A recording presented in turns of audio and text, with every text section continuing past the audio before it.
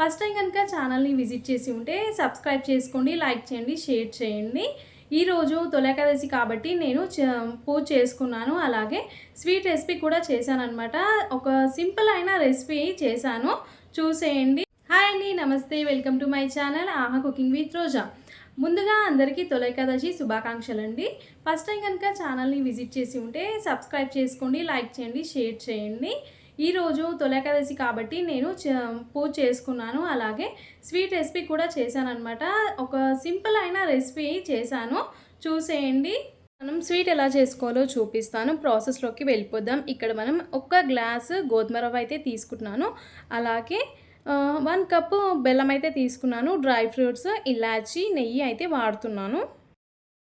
Stove వెలిగించి కడాయి అనేది పెట్టేసి కొద్దిగా గీ అనేది యాడ్ చేసిన తర్వాత మనం తీసుకున్న డ్రై ఫ్రూట్స్ ఉంటాయి కదా, అవన్నీ వేసి మంచిగా మిక్స్ చేసేసుకోవాలి.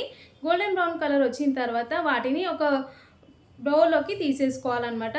దాంట్లో గీ ఉంటుంది కదా, ఆ గీలోని మనం గోధుమ రవ్వ ఒక గ్లాస్ తీసుకున్నాం కదా, ఆ గోధుమ రవ్వని వేసి మొత్తం మంచిగా మిక్స్ చేస్తూ ఉండాలి. లో ఫ్లేమ్లో పెట్టి మిక్స్ చేసేసుకొని గోధుమ రవ్వ మంచిగా మిక్స్ అయిన తర్వాత ఒక ప్లేట్లోకి తీసేసుకోవాలి.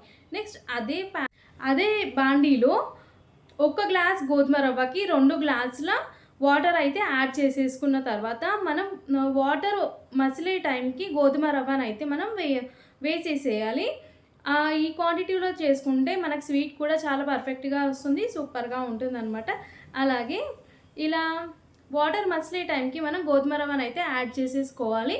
యాడ్ చేసుకున్న తర్వాత మంట అనేది లో ఫ్లేమ్లో పెట్టుకొని మనం గోధుమ రవ్వని ఉడికించుకోవాలన్నమాట. మంచిగా ఉడికిన తర్వాత దాంట్లో 1 కప్ తురిమిన బెల్లం అయితే తీసుకున్నాను. నేను వైట్ బెల్లం అయితే తీసుకున్నాను. ఆ బెల్లంని కూడా మంచిగా అక్కడ ఇలాచీ కూడా యాడ్ చేసేస్తున్నాను. అలాగే నేను స్వీట్ కుక్ చేసే టైంలో ఒక క్లిప్ అయితే యాడ్ చేసేసాను అనమాట. మార్నింగ్ టైంలో ప్రసాదం అనేది చేసేసాను అనమాట. చూస్తున్నారు కదా, ఈ విధంగా మనకి స్వీట్ అయితే రెడీ అయిపోతుంది. యాడ్ చేసిన తర్వాత లో ఫ్లేమ్లో పెట్టుకొని మనం బెల్లంని మంచిగా కరిగించుకోవాలి. కలుపుతూ ఉండాలి, ఎక్కడ అడగంటకుండా అయితే చూసుకోవాలి. బెల్లం కరిగిన తర్వాత మనం డ్రై ఫ్రూట్స్ కూడా యాడ్ చేసేసుకోవాలన్నమాట.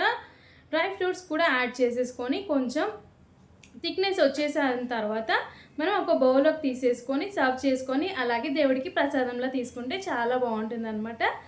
చాలా టేస్టీ ఎమ్మి గోధుమ రవ్వ స్వీట్ అయితే రెడీ అయిపోయింది. నేను తొలేకాదశికి గోధుమ రవ్వ స్వీటు మన విష్ణుమూర్తికి ఇష్టం కాబట్టి చేశాను. ఇది మరి మీకు కూడా ఈ వీడియో చూసినందుకు చాలా థ్యాంక్స్ అండి.